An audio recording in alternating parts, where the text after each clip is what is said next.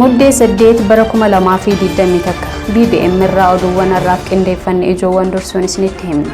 Jalqaba irratti rogeessaa fi falma mirga namoomaa kan ta'e gaazexeessaa Eyaaspeed Tasfaayee poolisoota federaalaa fi humnaa biyyattiitiin mana jireenya isaatii fuudhamee hidhamuun dhagahamee jira.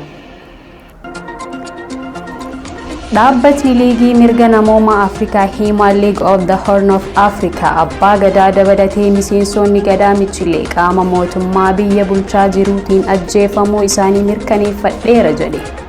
Oromiyaa iddoowwan garagaraa keessatti duulli ilmaan Oromoo jumlaan kuufaa jiraachuun dhagahamee jira.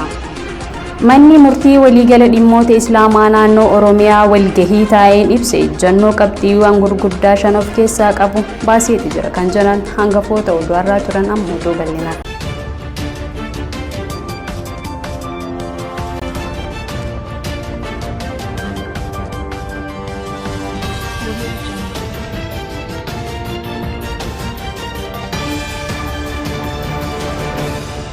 Wana rasniti munkanisi waliin turu Analiina Muhammadii amma oduu bal'inaan. Rogeessaa fi falma mirga namoomaa kan ta'e gaazexeessaa Eyaaspeed Tasfaayee poolisoota federaalaa fi humnaa biyyattiitiin mana jireenya isaatii fuudhamee hidhamuun dhagahamee jira. Bal'ina oduu kanaa akka itti aanutti isiniif qindeessina. Finfinnee kutaa magaalaa Booleetti poolisoonni federaalaa fi humnaa mootummaa sa'aatii 2 oliif mana jireenyaa Eyaaspeed Tasfaayee ergan sakatta'aniin booda wanti isaan barbaadan homtuu waan hin turreef barreeffamoota garagaraa kitaabotaa fi dokumentoota hojii isaa fudhachuun beekamee jira. Eyaaspeed yeroo humni waraanaa biyyattii dirqiidhaan gara mana jireenya isaatti seenu inni harmee isaa kan sababa dhukkubaatii wiilcharii irraa ka'uu hin dandeenye dhibamsiisaa yookiin tajaajilaa jiraachuu namoonni yeroo sanachi turan ibsaniiti jiru. Humni waraanaa kunniin sa'aatii 4 hamma sa'aatii 7tti mooraa mana jireenya Eyaaspeed keessa turuu kan ibsan. Namni kun yeroo isa qabanii deemanis reebicha akka irratti raawwatan dabalataan ibsaniiti jiru. Sababiin hidhamuu rogeessaa fi falmaa mirga namoomaa kan ta'e torbaan tokko dura duula Minilik jechuun biyya keessatti gaggeeffamaa jiru balaaleeffachuu isaatiin wal qabatee biyya Minilik itti faarfamuu miti biyya Minilik akka Hitlaritti itti balaaleeffamu ijaara jechuun waan dubbateef. Duulli nuufaa hidhamuu fi xaaleeyyii ilmaan nafxanyaatiin torbee tokko guutuudhaaf Eyaaspeed irratti gaggeeffamaa ture fudhachuun mootummaan sirna dur deebisuun abdii isaa taate kun dargaggoota sirna nama nyaataa kana balaaleeffatu irratti tarkaanfii du'aa fi hidhaa fudhataati jira. Sirni kun sirna goota dhaloota kanaa kan ta'e Haacaaluu Hundeessaa Qaalisabaas kan galaafate sababuma kanaan ta'uun kan yaadatamu yoo ta'u har'a gaazexeessaa Eyaaspeed Tasfaayee yeroof eessatti akka hidhame beekamuu baatu sababuma kanaan mana jireenya isaatii humnaa mootummaatii fi poolisoota federaalaatiin fuudhamuun beekameeti jira. Dhaabbanni liigii mirga namoomaa Afrikaadhaa Human League of the Horn of Africa namoomaa Afrikaa abbaa gadaa fi miseensonni gadaa michilee qaama mootummaa biyya bulchaa jiruutiin ajjeefamuu mirkaneeffadheera jedheera. Dabalanni oduu kanaatis kunuuti. Godina Shawaa Bahaa Aanaa Fantaalleetti abbaa gadaa Kadiir Hawaas dabalatee namoota 22 ol ta'an irratti tibbana humna waraana mootummaatiin duguuggaan sanyii ilmaan Oromoo Karrayyuu irratti raawwatamuun kan yaadatamu yoo ta'u Biiroon Kominikeeshinii Oromiyaa dhugaa jirtu haaluun humna shoror keessaa shaneetu yakka kana raawwate jechuun ibsa baasuun isaas kan yaadatamudha.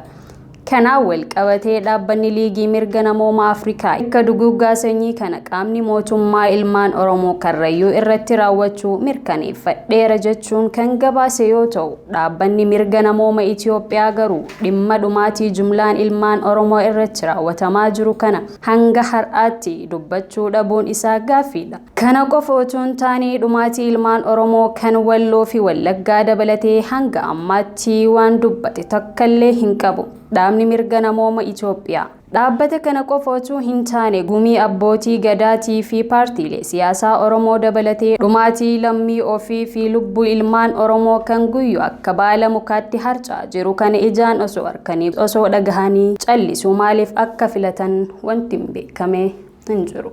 Oromiyaa iddoowwan garagaraa keessatti duulli ilmaan Oromoo jumlaan mana hidhatti guuruu cimee itti fufaa jiraachuun beekameeti jira.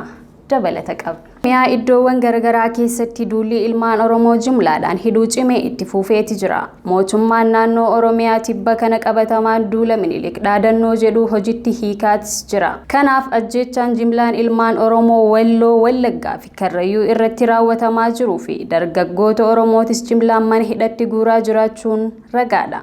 Guyyaa lamaan dura sochii guddina ogbarruu afaan Oromoo guddisuu keessatti gahee olaanaa kan qabuu fi barreessaa kitaabota afaan Oromoo 70 olii kan ta'e Hinseenee Mokriyaa iddoo hojii isaatii humna mootummaatiin butamee hidhamuun kanaan dura kan gabaafne yoo ta'u, amma sirni mootummaa abdii kutatee kufaa jiru kun magaalotan akka Adaamaa fi Amboo fi iddoowwan garagaraa guutuu Oromiyaa keessatti dargaggoota Oromoo adamsee hidhaati jira.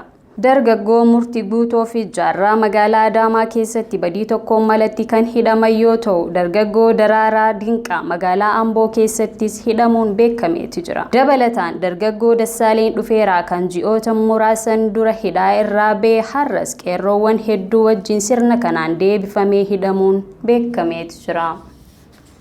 Xumurarratti Manni marii waliigala dhimmoota Islaamaa naannoo Oromiyaa walgahii taa'een ibsa ejjennoo qabxiilee gurguddoo 5 of keessaa qabu baasateeti jira. Akka itti aanutti isiniif qindeessineeti jira. Ibsa ejjennoo Majlisa Oromiyaa. Manni marii waliigala dhimmoota Islaamummaa naannoo Oromiyaa marii guyyaa 28 bara 2014 geggeesseen ibsa ejjennoo armaan gadii baafateeti jira. Takkaffaa nuti ummanni muslimaa ergamaa Rabbii sallallahu alaihi wasallam lubbuu keenyaa fi qabeenyaa fi maatii keenya hunda caalaa jaalanna. Kanaafuu arraba namticha abaaramaa haati isaa baartee wallaalaa kan baja ergamaa Rabbii sallallahu alaihi wasallam tuquuf yaale jidduu kana miidiyaa hawaasaa irra deemaa jiru cimsinee ni balaaleffanna. Qaama seeratti dhihaatee tarkaanfii seeraa akka irratti nuuf fudhatamus ni gaafanna. Dhimma kana hordofaa akka jiramu waamicha godhaa irratti ni hojjanna. Wanti ummanni keenya beekuu qabu nabiyyichi sallallahu alaihi wasallam rabbumaatu ofii isaaniitii kabaje. Arrabnii fi gochi namoota wallaalaa akka kanaa sadarkaa isaanii homaa hin tuqu. Gaafa isaan ergaman irraa kaasee ummanni jajallaan akkasii nabiyyi keenya sallallahu alaihi wasallam kijibaan falfala qaalluu fi kan kana fakkaatan jedhanii turan. Garuu sadarkaa isaanii dabalaatuma bule warri isaan jibbeetu seenaan isaanii xiqqaate. Kanaafuu ummanni keenya bifa tasgabbii fi obsa qabuun ulamoota keenya dhaggeeffataa akka deeman waamicha isiniif dabarsina. Yakka namichi kun raawwatee hordoftoota amantii biroos akka hin tuqne asumaan waamicha isiniif goona. Lammaffaa ummanni keenya yeroo kamuu caalaa yeroo amma nageenya isaa eeguu qaba. Hordoftoota amantii biroo fi sabaaf sablammoota hundaa wal hubatanii nageenyaa waliin jiraachuun bu'uura amantii keenyaati. Nageenya bifaa fi ummataa eegsisuunis bu'uurummaa amantichaati. Kanaafuu ummanni keenya qaama dhimma nageenyaa eegsisuu wajjiin wal ta'uudhaan nageenya naannoo fi biyyattii akka eegsiftan waamicha keenya isiniif dabarsina. Sadaffaa tokkummaan muslimaa yeroo hunda barbaachisaa ta'uun beekamaadha.